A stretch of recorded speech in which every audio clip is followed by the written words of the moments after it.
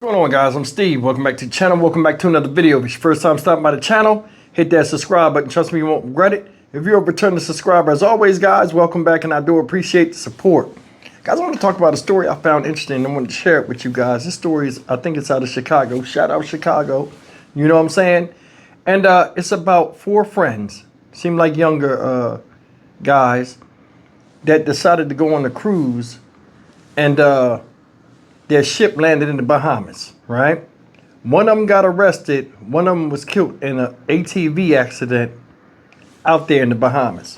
Now, two of the four came back and they're talking about, you know, their experience over in the Bahamas and what happened. And that they're trying to bail out one of their friends who's currently locked up on second-degree manslaughter. I think that was the charge. But this video got a lot of views and it got a lot of comments, and I want to hear from you guys and have you guys comment on the video I show you, because a couple of things don't sit right with me with this. It's more to this story, and I don't know if it's just the news outlet that aired this, but a lot is missing. I want to see if you guys pick up on what you think is missing, because something ain't right here. Take a look at this and we'll come back and talk about it. You here at 6, 2 men from the south suburbs are asking for the community's help after a vacation to the Bahamas ended in tragedy. They say one of their friends lost his life in a crash. Another's behind bars facing vehicular manslaughter. WGN's Christine Flores joins us now with more. Christine? Ray and Micah, good evening. Four young men from the Matson Park Forest area took a cruise to the Bahamas for their annual boys trip. They were about a day into that trip when things took a turn for the worse, claiming the life of one of them and sending another behind bars. Trip was ruined at that point. We, like you said, we all got, every person literally got split up. One person passed away and he's looking down on us, and then one person in jail, one person had to fly back home, one person was on a boat.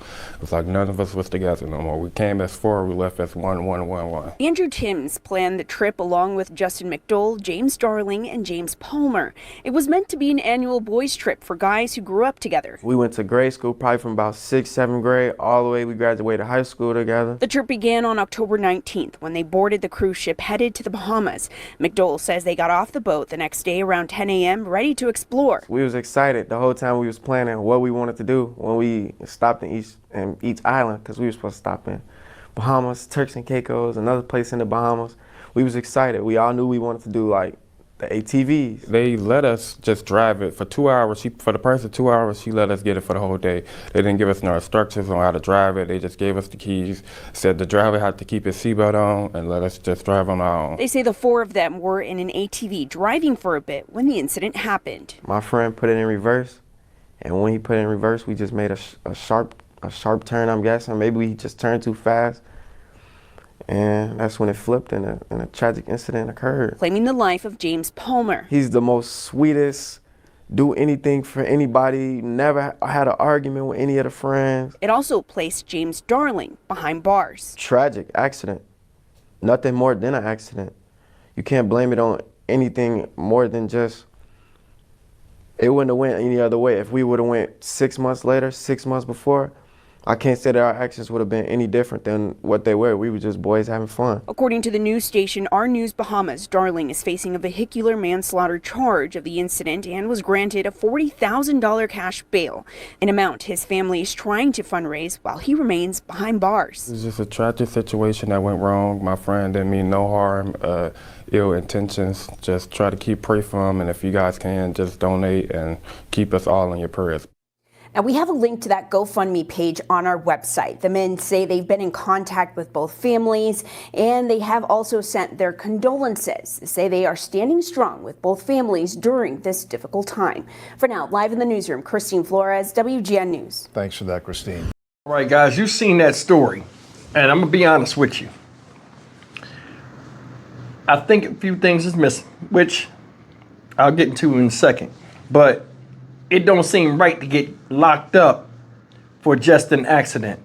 Now, if you go back and read that case study thing, or that case paper work for the Bahamas, when it was zooming in, if you pause it and read it, these guys was on a public street when this happened. One of them backed up the ATV a little too fast, and it tilted. I guess he was turning and it tilted and flung the one dude off, and he died. They said when the police came, he was unresponsive on the ground, already dead. To me, it has to be more than that, because if it's an accident, it's an accident. But I'm gonna bring up two things real fast. First thing is, if it's an accident, you can't really put the blame on nobody. When the guy was talking, the first young guy was talking, oh, they gave us the ATVs, supposed to be for 2 hours, but they gave it to us for the whole day. So that seemed to me like they hooked y'all up. They was feeling y'all, they gave y'all a good deal. The way he said it, oh, they didn't teach us how to ride it or nothing. Did you ask to ride? Like y'all was talking about y'all wanted to ride them. Did you ask for instructions? Oh, they just said put the seatbelt on. So you as a grown man just was like, oh, okay, and just figured it out on your own? I don't believe that. What I honestly believe, with that being the first thing, I think the second thing was they was horsing around. Because, I mean, somebody falling off an SUV while they driving correctly, that ain't going to really spur nothing. It's just me. I'm going from a common sense standpoint. I think they was horsing around.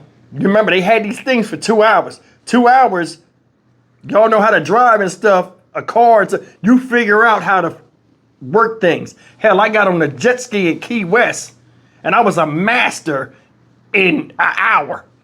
You know what I'm saying? The basics, you knew what to do. Now, these is not the SUVs like Banshees and stuff and all that just take off and flip. These are like, when you go to these excursions, they be like the utility kind, the kind with the big knobby tires, and they're not the racing kind that you jump ramps and all that stuff where you got a basket or a rack on the front. They just excursion type SUVs just to, go around and check stuff out. But they were on a regular street. Were they supposed to be on a regular street? I don't know.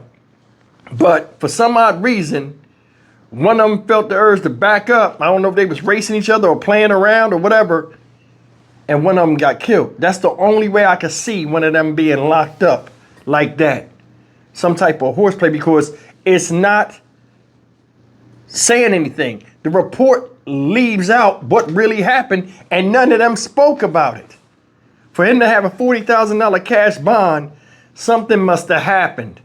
Whether it was horseplay or not, things happen with younger kids, especially young guys on their own. It was a guy's trip. But either way, damn. You know what I'm saying? A lot is left out. So in the comment section, if you can, man, tell me what y'all think this was really about. I think they was horseplaying.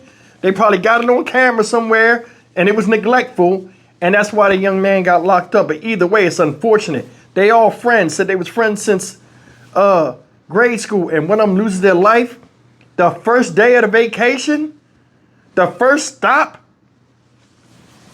No, it's sad. It is, but it's a lot is left out. I'm Stock Market Steve for the Dynamic Reason channel. As always, like, comment, share, and subscribe. Like I said, please leave me a comment. Tell me what y'all think it was. I think it was horseplay, personally. What do you think? Leave it in the comment section below. Take care.